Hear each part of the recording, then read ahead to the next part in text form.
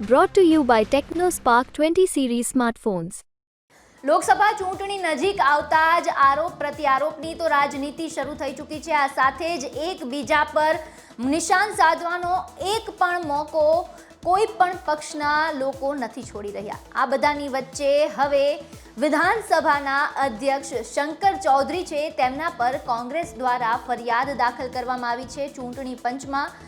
શા માટે આ ફરિયાદ દાખલ કરાઈ છે, શું છે સમગ્ર મામલો તે જાણીએ આ રિપોર્ટમાં। નમસ્કાર, હું નીલમ ખારેચા, આપ જોઈ રહ્યા છો ગુજરાત તક। લોકસભાની ચૂંટણી માટે રાજકીય પક્ષોએ તડામાર તૈયારી શરૂ કરી દીધી છે। નેતાઓ દ્વારા સભાઓ ગજવવામાં આવી રહી છે અને ઉમેદવારો દ્વારા પ્રચંડ પ્રચાર થઈ રહ્યો છે।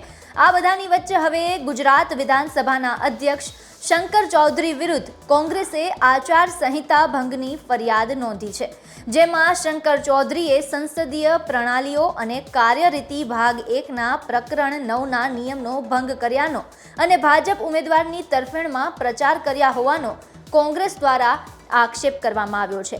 આ મામલે ગુજરાત પ્રદેશ કોંગ્રેસ સમિતિના મીડિયા કન્વીનર અને પ્રવક્તા ડોક્ટર મનીષ દોશીએ જણાવ્યું કે વિધાનસભાના અધ્યક્ષ રાજકીય પક્ષનો પ્રચાર કરી શકતા નથી। તેમ છતાં ગુજરાત વિધાનસભામાં અધ્યક્ષ શંકર ચૌધરીએ બનાસકાંઠા જિલ્લામાં લોકસભાના ભારતીય જનતા પાર્ટીના ઉમેદવારની તરફેણમાં બેઠક યોજી અને રાજકીય પક્ષ માટે પ્રચાર કર્યો, જે ગંભીર બાબત છે। શું કહ્યું છે મનીષ દોશીએ, સાંભળો।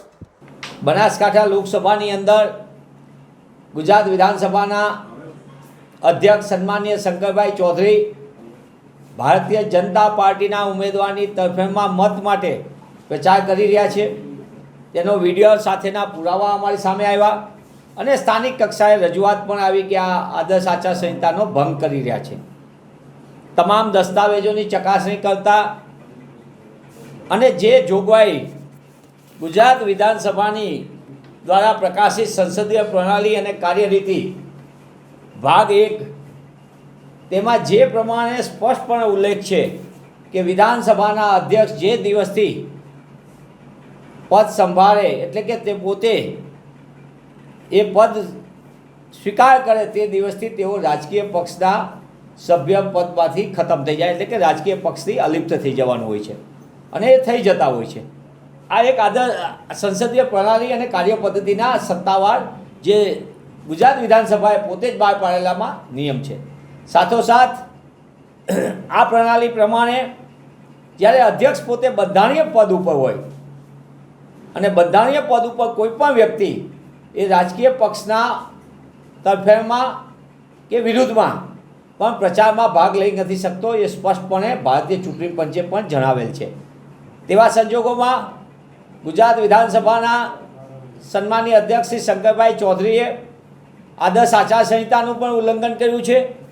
તેના વિડીયો સાથેની અમે સંપૂર્ણ રજૂઆત ભારતીય ચૂંટણી પંચ સમક્ષ વિસ્તૃત વિગતવાર સાથે કરી છે અને સાથે સાથે ગુજરાતની અંદર ગુજરાત વિધાનસભાની જે બીજી આવૃત્તિ 2021 સંસદીય પ્રણાલી અને કાર્યરીતિ તેનો જે નિયમનું એમને જે સ્થાપિત પ્રણાલી છે અને એની કાર્યપદ્ધતિ છે તેનું પણ એમને નૈતિકતાના ધોરણે ઉલ્લંઘન કર્યું છે।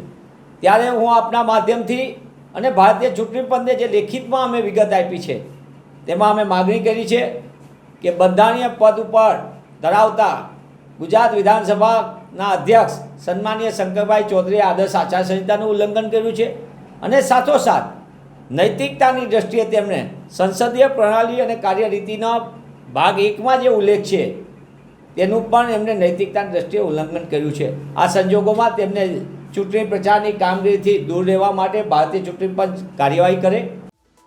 વિધાનસભાના અધ્યક્ષ રાજકીય પક્ષના પ્રચાર નથી કરી શકતા, તેમ છતાં ગુજરાત વિધાનસભામાં અધ્યક્ષ શંકર ચૌધરી બનાસકાંઠા જિલ્લામાં લોકસભાના ભાજપના ઉમેદવારની તરફેણમાં બેઠક યોજી રાજકીય પક્ષ માટે પ્રચાર કર્યા હોવાનો દાવો કોંગ્રેસ દ્વારા કરવામાં આવ્યો છે, જે આગામી સમયમાં ભાજપને મુસીબતમાં પણ મૂકી શકે છે। બ્યુરો રિપોર્ટ, ગુજરાત તક। આ સમગ્ર મુદ્દાને લઈને આપનું શું માનવું છે અમને કોમેન્ટ બોક્સમાં જણાવો। સાથે જ આ વિડીયોને લાઇક, શેર અને અમારી ચેનલને સબસ્ક્રાઇબ કરવાનું ભૂલશો નહીં। ફરી મળીશું નવા વિડીયો સાથે। નમસ્કાર।